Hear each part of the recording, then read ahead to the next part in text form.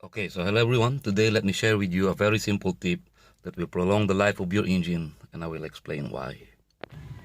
Now all of us know that the engine needs oil in order for it to function properly. And when your engine has not been started for a few hours or overnight, and especially days, all that oil inside your engine will settle down in the oil pan. Now I have here an illustration for the lubricating system of a 456 engine. However, it doesn't matter what type of engine you have, they all work under the same principle. So normally, your oil is going to settle down in the oil pan. Like so, you see, this is the dipstick. And when you start your engine or you have your engine running, that oil is going to be sucked through this strainer by this oil pump. Okay, it should be located somewhere here, but this is for illustration purposes. Okay, I'll show you. This is your oil pump. Okay, so when the engine is running, oil is going to be sucked via this oil strainer by this oil pump. It's going to be pumped through here. Let's not focus on this part. Okay, through here, and then it's going to be pumped through this oil filter, and this is the oil pressure switch. It's going to pump through here, and it's going to pass this oil pressure switch. This oil pressure switch or oil pressure sending unit is the one that's responsible for this oil light. Okay, this is your oil indicator. If you have good oil pressure, you should not see this light turn on. And if you do not have good oil pressure, you would see this light turn on. I have a video with regard to this oil pressure sending unit, link of which is in the description below. Now from the oil filter through this oil pressure sending unit is going to be reintroduced inside your engine through these oil galleries, some of which is going to be introduced through your crankshaft. Okay, see that?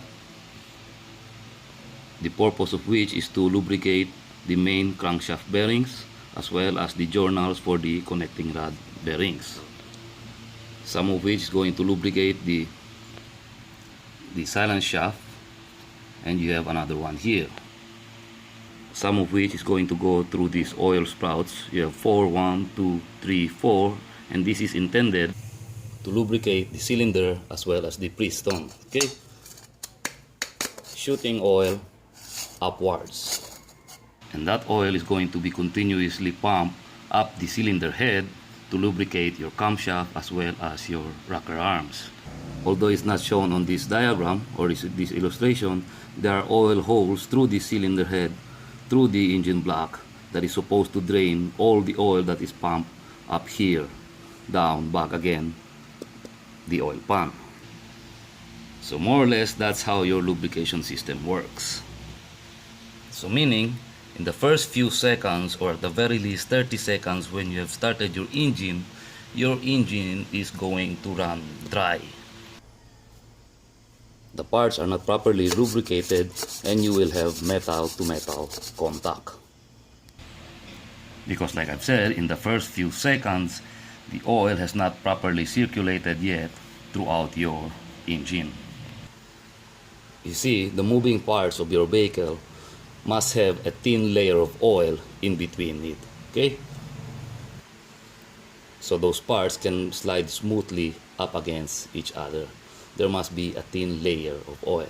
Without that thin layer of oil lubricating that, you're going to have metal to metal contact. And that applies to all moving parts. The piston with regard to the cylinder, the crankshaft with regard to the main crankshaft bearing, the connecting rod with regard to the connecting rod bearing, the camshaft, as well as the rocker arms, etc.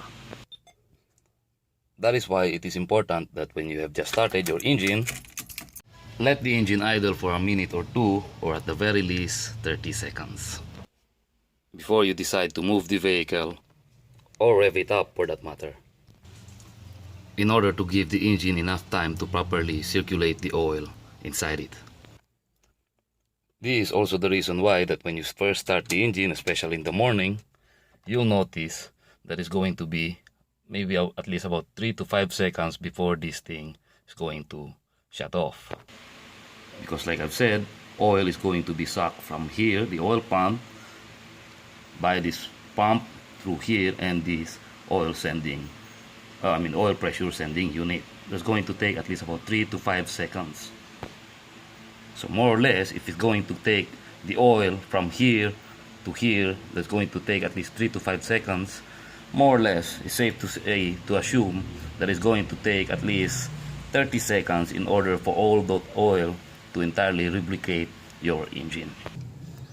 This is also the reason why sometimes, if you have noticed, in the first 10 to 15 seconds as soon as you started your engine, you'll notice a sound like that, and then after 10 to 15 seconds it goes away.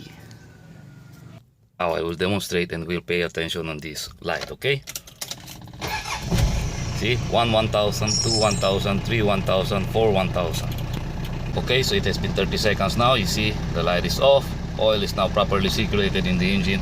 I'm going to turn the engine off, and if we're going to start it again, you see it immediately turned off. That means the oil has already properly circulated inside your engine.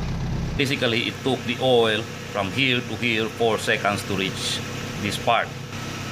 Now we will just assume that it's going to take another 25 seconds in order for the engine to be properly lubricated. The same applies to this D4D engine. Now let's focus attention on this lamp, okay? 1 1000, 2 1000, 3 1000, 4 1000. So 4 seconds. So you see, like I've said, at the very least, give your engine at least 30 seconds to idle before you even bother to rev it up or move the vehicle. You see, I've noticed a lot of people, as soon as they start the engine, they immediately rev it up or immediately put it in gear and move the vehicle or rev it up some more. And if you do that day in, day out, you're going to wear out your engine sooner rather than later. This is also the reason why I think fairly new vehicles with only 10,000, 20,000 kilometers on it, but they already have a worn out engine with excessive blow-by. So anyway, I do believe that's it. That's all that I can show you. Remember that 30 seconds to prolong the life of your engine. Now you might ask, what are you going to do with that 30 seconds? As soon as you start your engine, 30 seconds, you might use that time to pray. Pray that you're going to be safe on the road. Pray that you are not going to encounter any morons on the road. And pray that should you encounter any morons on the road, you're going to be able to maintain your composure. So anyway, that's it. I hope you like this video. Like, share, subscribe if you want to. Only if you want to, and as always, thank you for watching.